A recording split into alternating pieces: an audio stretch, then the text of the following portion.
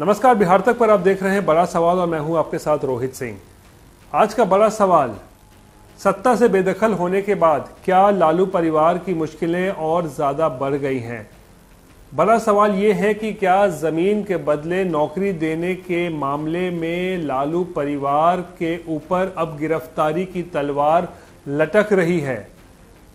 पिछले 2 दिनों में जिस तरीके से लगातार लालू परिवार से ईडी इस पूरे घोटाले को लेकर जांच कर रही है, उसके बाद सवाल खड़े हो रहे हैं कि क्या आने वाले दिनों में लालू परिवार के सदस्यों को गिरफ्तार भी किया जा सकता है। कल तकरीबन 9 घंटे से भी ज़्यादा पटना में ईडी दफ्तर पर आरजेडी सुप्रीमो लालू प्रसाद से ईडी अधिकारियों ने लैंड फॉर जॉब घोटाले में लंबी पूछताछ की और जो जानकारी है सूत्रों से तकरीबन 70 से भी ज़्यादा सवाल पूछे गए लालू प्रसाद से इस पूरे घोटाले को लेकर। और आज लालू के छोटे बेटे और पूर्व उप मुख्यमंत्री तेजस्वी यादव से ईडी की लंबी पूछताछ हुई है।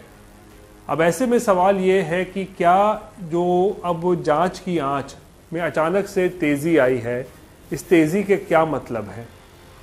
इस तेज़ी का मतलब कहीं ये तो नहीं है कि लोकसभा चुनाव से पहले लालू प्रसाद या तेजस्वी यादव गिरफ्तार हो सकते हैं, क्योंकि जो जानकारी ईडी सूत्रों से हमारे पास है उसके मुताबिक ईडी को कुछ नए तथ्य, कुछ नए सबूत हाथ लगे हैं, जिसके आधार पर नए सिरे से लालू प्रसाद और तेजस्वी यादव से पूछताछ करना ज़रूरी था और उसी को लेकर इन दोनों से ईडी अधिकारियों ने पूछताछ की है। हालांकि इन लोगों को पहले दिल्ली बुलाया गया था ईडी दफ्तर में पेश होने के लिए 2 बार, लेकिन 2 समन में वो लोग दिल्ली नहीं गए, तो फिर तीसरा समन इन दोनों को भेजा गया था कि ठीक है, अगर आप दिल्ली नहीं आ सकते हैं तो आप पटना के ईडी दफ्तर पे ही आ जाइए, वहीं आपसे पूछताछ की जाएगी। और हो वही रहा है। पिछले 2 दिनों से लगातार लालू परिवार के ऊपर मुश्किल के बादल छाए हुए हैं।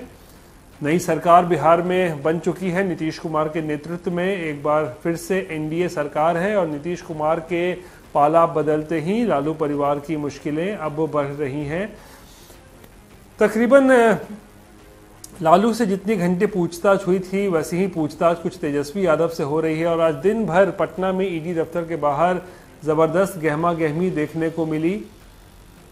मीसा भारती, जो कि तेजस्वी की सबसे बड़ी बहन है, वो भी कुछ देर के लिए ईडी कार्यालय पर पहुंची थी और साथ ही तेजस्वी के बड़े भाई तेज प्रताप भी कुछ मिनटों के लिए ईडी दफ्तर पर पहुंचे थे। हालांकि उन्हें अंदर जाने नहीं दिया गया, लेकिन अन्य विधायकों के साथ, जो आरजेडी के विधायक वहां पर मौजूद थे, उनके साथ वो भी कुछ देर तेजस्वी के समर्थन में एकजुटता दिखाने की कोशिश करते रहे।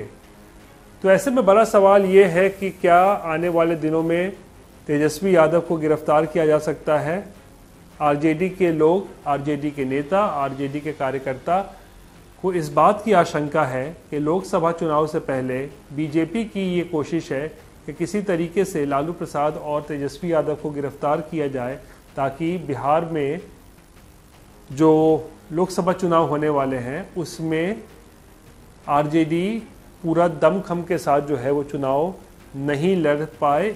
ऐसा आरोप आरजेडी के नेताओं और कार्यकर्ताओं की तरफ से लगाए जा रहे हैं। और लालू परिवार के करीबी सदस्य हों या फिर लालू की पार्टी के विधायक हों, सबका मानना है और सब ये दावा कर रहे हैं कि लैंड फॉर जॉब घोटाले से परिवार का कोई लेना देना नहीं है। परिवार को झूठ मूठ का परेशान किया जा रहा है, लेकिन ईडी जिस तरीके से जांच कर रही है उनका मानना है कि उनके पास पर्याप्त सबूत, तथ्य मौजूद हैं लालू परिवार से सवाल जवाब करने के लिए। और इस सवाल जवाब के बाद फिर 9 फरवरी को दिल्ली के राउस एवेन्यू कोर्ट में इसी मामले को लेकर राबड़ी देवी और मीसा भारती को भी कोर्ट में पेश होने का निर्देश मिल चुका है। यानी कि इस वक्त मुश्किल के बादल, संकट के बादल लालू परिवार के ऊपर मंडरा रहे हैं। लेकिन सबसे बड़ा सवाल ये है कि क्या तेजस्वी यादव और लालू प्रसाद को गिरफ्तार किया जा सकता है, या फिर ये कहें खासकर क्या तेजस्वी यादव को जो इस वक्त पार्टी को चला रहे हैं, क्योंकि लालू उतना ज़्यादा अब चल फिर नहीं सकते हैं, वो उतने ज़्यादा जो है कह सकते हैं एक्टिव नहीं है, हालांकि वो अपने आवास पर ही रहते हैं, वहीं से सारी रणनीति बनाते हैं।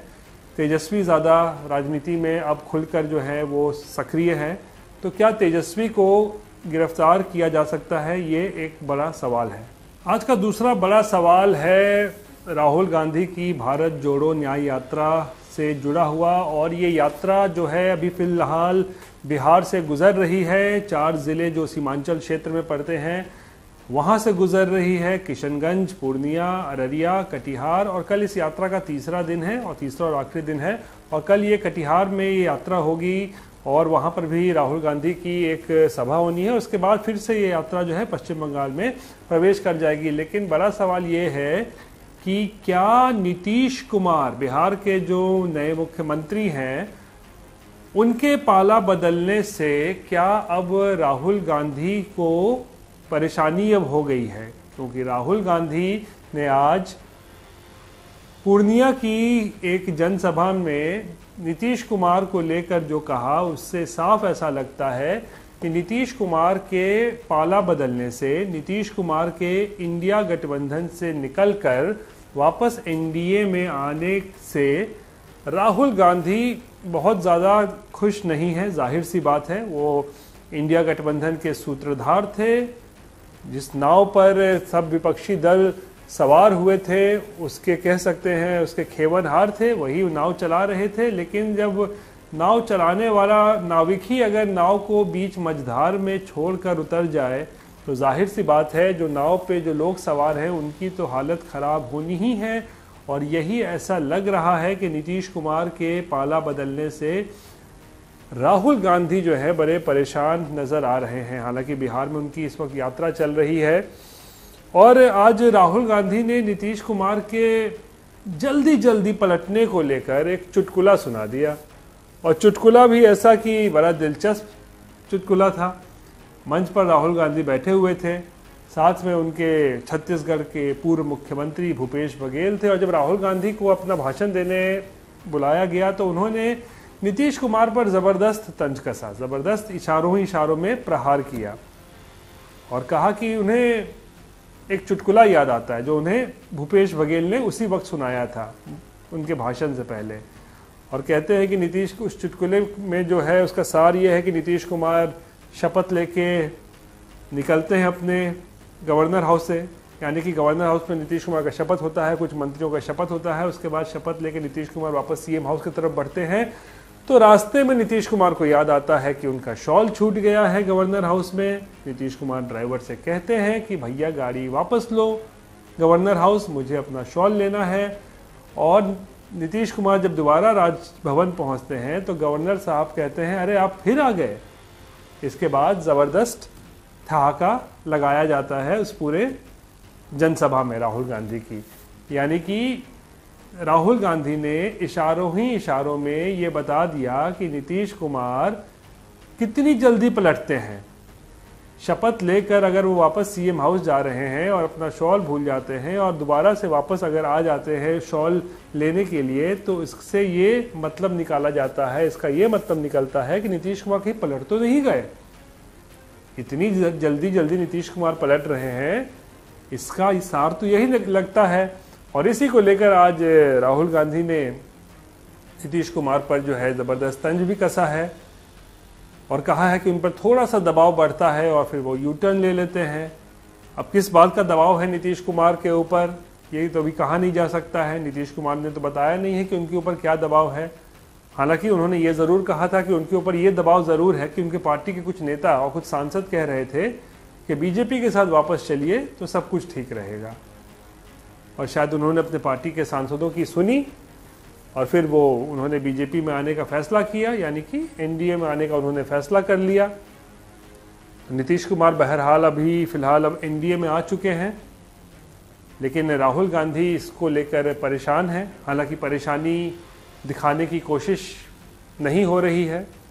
मुस्कुरा रहे थे राहुल गांधी आज सभा में पूर्णिया में, और ये दिखाने की कोशिश हो रही थी कि राहुल गांधी के, माफ़ कीजिएगा, कि नीतीश कुमार के नहीं रहने से इंडिया गठबंधन को कोई फ़र्क ज़्यादा नहीं पड़ने वाला है। लेकिन ऐसा नहीं है। जब सूत्रधारी छोड़ के चला जाए तो जाहिर सी बात है कुछ ना कुछ असर तो ज़रूर पड़ेगा, और ख़ासकर बिहार जैसे राज्य में जहाँ पर कांग्रेस की हालत बहुत ख़राब है। वैसे में अगर गठबंधन का एक महत्वपूर्ण साथी छोड़कर चला जाता है तो ये मुश्किल ज़रूर पैदा कर सकता है लोकसभा चुनावों में। इससे पहले ममता बनर्जी ने भी घोषणा कर दी है पश्चिम बंगाल में कि वो अकेले चुनाव लड़ेंगी 42 के 42 सीटों पर। आम आदमी पार्टी ने पंजाब में ऐसी घोषणा की है। नीतीश कुमार भी पलट चुके हैं। तो ऐसे में बड़ा सवाल है कि क्या अब नीतीश कुमार के पलटने से कांग्रेस को और ज़्यादा नुकसान बिहार में होने वाला है, क्योंकि कांग्रेस पहले से ही बिहार में जो उसकी हालत बहुत ज़्यादा ख़राब है, और अब नीतीश कुमार का भी साथ नहीं रहा तो क्या आने वाले दिनों में लोकसभा चुनाव में कांग्रेस की हालत और ज़्यादा ख़राब होगी। फिलहाल अभी मौजूदा लोकसभा में कांग्रेस का सिर्फ एक सांसद है बिहार से, लेकिन नीतीश कुमार जैसे मजबूत साथी के पलटने से, नीतीश कुमार जैसे मजबूत साथी के इंडिया गठबंधन छोड़कर निकल जाने से जाहिर सी बात है कांग्रेस को इसका ज़्यादा नुकसान हो सकता है, क्योंकि आरजेडी तो वहीं की वहीं है, जहां पर थी वहीं है। उनका वोट बैंक भी जो है वो इंटैक्ट है। यादव और मुसलमान जो खासकर उनका वोट बैंक है एमवाई, वो इंटैक्ट है। तो ऐसे में ज़्यादा नुकसान जो हो सकता है वो वोटों को लेकर वो कांग्रेस को हो सकता है, और शायद यही बड़ा सवाल है जिसके वजह से राहुल गांधी जो हैं वो नीतीश कुमार पर खुलकर हमला तो नहीं बोल रहे हैं, लेकिन इशारों में हमला नीतीश कुमार पर ज़रूर कर रहे हैं। और बड़ा सवाल ये कि नीतीश कुमार के जाने से आखिर कांग्रेस को कितना ज़्यादा नुकसान बिहार में उठाना पड़ सकता है। तो ये थी आज की बिहार से जुड़ी हुई तमाम बड़ी खबरें। बाकी की तमाम खबरों के लिए आप देखते रहिए बिहार तक, और मुझे आज के लिए दीजिए इजाज़त। नमस्कार।